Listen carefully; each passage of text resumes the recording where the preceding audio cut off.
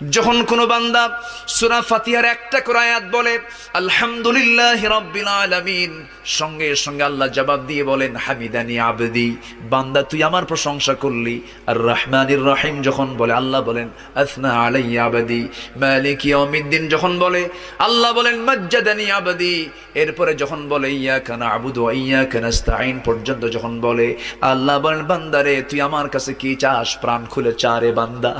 ইহদিনাস সিরাতাল মুস্তাকিম থেকে শুরু করে নিয়া ওয়ালাদ-দাল্লিন পর্যন্ত যখন বান্দা বলে তখন আল্লাহ বলেন বান্দা নামাজের মধ্যে এমন প্রেমের খেলা খেললি বান্দা, তুই যা চাইলি সব আমি আল্লাহ কবুল করলাম।